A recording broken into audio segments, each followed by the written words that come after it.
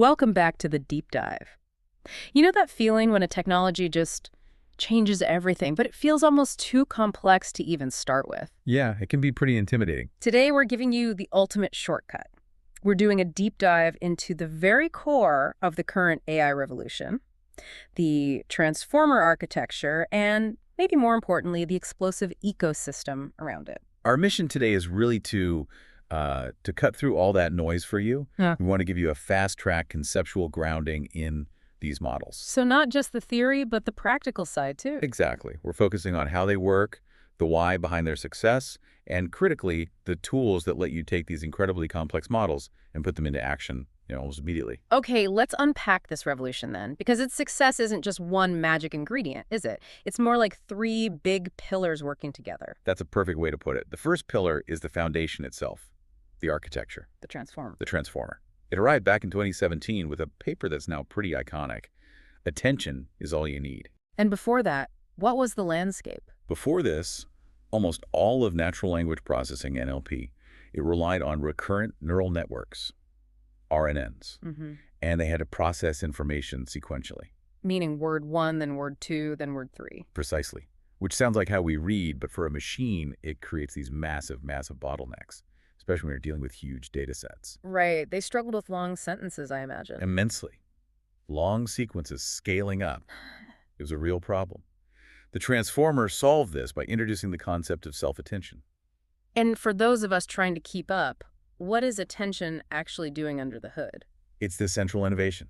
It lets the model look at every single word in a sentence all at once, and for each word, it figures out how important all the other words are to understanding it. So it's like instantly highlighting the key connections in a sentence. Exactly. And that allows for parallel processing. That's why the transformer is so much faster and can handle such a huge scale. What's fascinating to me is that this was designed for text, for language, but now we're seeing it pop up in things like image processing. It's proving to be this universal architecture. Absolutely. And that powerful capability brings us right to Pillar 2, this revolutionary shift in how we actually train the models, which really took hold around 2018. Okay, walk us through the old way versus the new way here. So in the old days, pre-training was, well, it was limited. You'd create what are called contextless word embeddings. Meaning Meaning the word bear would have the exact same representation whether you said the brown bear or to bear a heavy burden. which is Right. fundamentally flawed. Right. The context completely changes the meaning. It was a major limitation. Yeah. But now, with the power of the transformer, we can pre-train these huge language models on massive generic text data sets. The model learns all these deep contextual relationships. And then You can take that big, powerful pre-trained model and fine-tune it on a much, much smaller data set for your specific task. That's called transfer learning. And it completely changed the game. so you don't need a trillion data points for every single new problem. You don't. It unlocks state-of-the-art performance for thousands of tasks. So pillar one gives us the engine. Pillar two gives us this incredible fuel efficiency. But none of that matters if the tools are locked away in some academic lab. That brings us to Pillar 3, accessibility. And this is where the Hugging Face platform and its open-source Transformers library really come in. What was the problem they were solving? It was chaos. I mean, you'd be working in, say, PyTorch, but the model you needed was only published for TensorFlow, or the other way around. It sounds like having a library full of books, but half of them are in a language you can't read. That's a great analogy. Hugging Face just centralized it all. Their library supports both frameworks and gives you a single hub. It makes it simple even for a newcomer to download, configure, and fine-tune these models. The ultimate shortcut from research to reality. Speaking of shortcuts, let's get hands-on. The easiest way to start is with a function in the library called pipeline. It's basically an instant converter from raw text into a useful prediction. And we're going to use it on a classic deep dive scenario, a fictional customer complaint from Bumblebee. Of course, the text is, "Dear Amazon, last week I ordered an Optimus Prime action figure from your online store in Germany. Unfortunately, when I opened the package, I discovered to my horror that I had been sent an action figure of Megatron instead." I can feel the horror. It continues. "As a lifelong enemy of the Decepticons, I hope you can understand my dilemma. To resolve the issue, I demand an exchange. I expect to hear from you soon. Sincerely, Bumblebee." Okay, application 1, text classification. We need to know the sentiment here, so we feed that text into a classification pipeline. And what's the machine's diagnosis of Bumblebee's mood? The model comes back with negative sentiment, and with very high confidence. The score is 0.9015. Wow, so over 90%. Yeah. It understands that getting your lifelong enemy isn't just a minor mix-up. It's a profound negative signal. Okay, now let's move to application 2, named Entity Recognition, NER. We need to pull out the who, what, and where. Right. So the NER pipeline gets to work, and it extracts the real-world objects. It flags Amazon as an ORG, an organization, Germany as a location, LOC. and Bumblebee as a PER, a person. But what's really cool is how it handles the more complex entities. You mean Optimus Prime and Megatron. Exactly. It tags them as MISC, for miscellaneous, and it uses what's called an aggregation strategy to know that Optimus and Prime are one single thing. It doesn't see them as separate words. It gets the context. Okay, application 3, summarization. We need a quick summary for the warehouse team. Right, so the summarization pipeline does what's called abstractive analysis. It's not just cutting and pasting sentences. And what does it produce? It produces this. Bumblebee ordered an Optimus Prime action figure from your online store in Germany. Unfortunately, when he opened the package, he discovered he had been sent an action figure of Megatron instead. That's perfect. It completely captures the core problem, even though Bumblebee's name was at the very end of the original text. It's an impressive bit of abstraction. Application 4, translation. Let's say this needs to go to a global hub and be converted to German. We just call up an English to German translation pipeline. The quality is incredibly high. It even gets the grammar right, using the formal German pronouns ihrem and sie. So it's not just a word-for-word swap. It understands formal address. It really does. And the best part is the hub has models for thousands of language pairs, so you can easily swap in whatever you need. Okay, finally, we need to send a reply. Application 5, text generation. Let's use an autocomplete model to draft a response. We can give it a prompt, something like, customer service response, dear Bumblebee, I am sorry to hear that your order was mixed up. And then we let the model continue. And what does it come up with? It says, the order was completely mislabeled, which is very common in our online store. But I can appreciate it because it was my understanding. Whoa, hold on. We definitely don't want to tell Bumblebee that mislabeling is very common. Precisely. And that's where human oversight is still so crucial. But look at what it did. It drafted 50% of a reply instantly. You can see how this reduces the load on a human agent, even if they have to edit that part out. So those applications really show the power. Let's get a bit more under the hood of the ecosystem that makes this all possible. You mentioned the Hugging Face Hub. How big is this whole toolkit? Oh, it's massive. The hub itself has over 20,000 models you can just freely download. And you can search them by task, by framework PyTorch or TensorFlow, or even by the dataset they were trained on. And models are only as good as their data. Where does all that live? That's where Hugging Face datasets comes in. It uses a really efficient format called Apache Arrow. It lets you load enormous datasets super quickly, even if they're coming from messy sources like remote URLs or JSON files. Give me a sense of scale. Well, a common one is the emotion dataset. It has 16,000 training rows across 6 different emotions: sadness, joy, love, and so on. The library lets you manage that scale without your computer, grinding to a halt.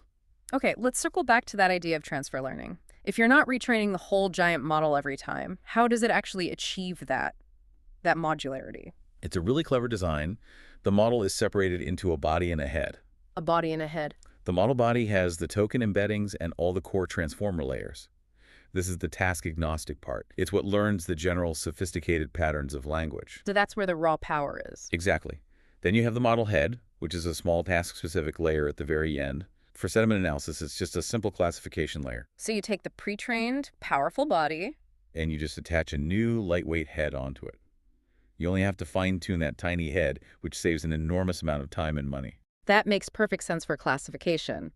But with text generation like that customer service email, you're not just picking one answer, you're creating a whole sequence of words that seems way more complex. It is much harder. It requires a decoding method, and that process runs into a really fundamental problem called numerical instability. Why does that instability happen? Well, think about it. To get the probability of a long sentence, you have to multiply the probability of the first word times the probability of the second, and so on. And each of those probabilities is a small number, between 0 and 1. Right, and when you multiply hundreds of these tiny fractions together, the result becomes so infinitesimally small that the computer can't even represent it accurately anymore. It's called underflow. The math just vanishes, so how do you get around that? The trick is to use log probabilities instead. By taking the logarithm, you turn that product of probabilities into a simple sum of log probabilities. And adding numbers is much more stable than multiplying tiny fractions. Far more stable. That one mathematical fix is really what makes generating long, coherent text possible. That's a great piece of context. But once you move from the lab into the real world, into production, Yeah. it's all about speed. Latency is everything. You hit the nail on the head. For real-time apps like an intent detector and a voice assistant, low latency is non-negotiable. And these large models are, inherently slow. How slow are we talking, and what kind of improvements are possible? Well, look at the Roblox case study. They needed their BERT classifier to handle over 1 billion requests a day. 1 billion? And by using optimization, they achieved over a 30 times improvement in latency and throughput, a factor of 30. That's a staggering operational improvement. How do you get that kind of speed up without just destroying the accuracy? It's a combination of techniques. The first one is knowledge distillation. You take a huge, slow teacher model, and you distill its knowledge into a smaller, faster student model. DistillBERT is a famous example. And the second technique? Quantization. This sounds technical, but the concept is pretty simple. It's about shrinking the model's footprint, right? Exactly. Instead of using the standard 32-bit floating point number for every calculation, you compress them into a low-precision format, usually an 8-bit integer. So you're basically cutting the memory storage by a factor of 4. A factor of 4 with very little loss in accuracy. And that makes the computations just vastly faster. They also use things like graph optimization with ONNX and pruning to make the model even smaller. What about the other big roadblock people face, the few-shot scenario, where you just don't have enough labeled data? It's so common. Imagine you want to auto-tag technical GitHub issues. You might only have a handful of examples. So we can compare a simple baseline, like a naive Bayes classifier, against the zero-shot classification pipeline. And the power of pre-training wins out. Handily. That zero-shot pipeline, which uses models already pre-trained on these huge inference tasks, is far superior if you have, say, less than 50 labeled samples. So you can get great performance right out of the box without a massive data labeling project. Exactly. It's that generalized power shining through again. Let's talk more about that generalization. How does it allow these models to stretch beyond just English? This is the domain of multilingual mastery. The star here is a model like XLM RoBERTa or XLMR. This single model was trained on text from over 100 languages. 100 languages all at once. What does that let you do? It enables something called zero-shot cross-lingual transfer. It's almost like a magic trick. You can fine-tune the model for, say, named entity recognition using only German data. Okay. And then you can take that same model with no more training and apply it to French text or Italian or English, and it just works. You get huge performance gains for free. That's immense leverage. So question answering has also evolved, right? It's not just about finding a snippet of text anymore. Right. We started with what's called extractive QA, where the answer had to be a direct quote from the document. Labeling those data sets is incredibly expensive. I think the CUA legal data set costs something like $2 million to create. And what's the next evolution? That would be retrieval augmented generation, or RAG. This is generative QA.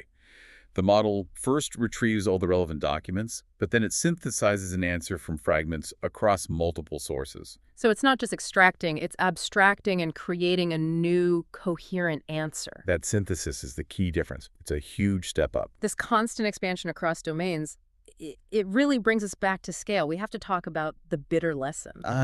Yeah.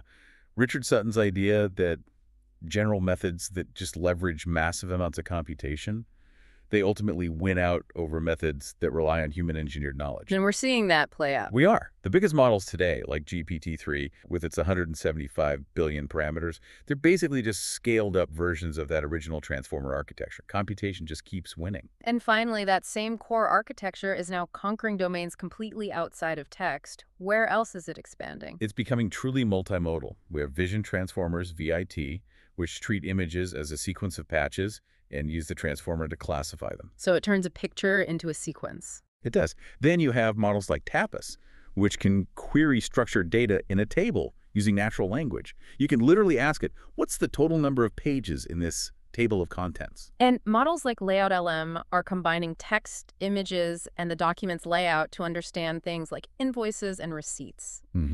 It's incredible. The transformer didn't just revolutionize language processing.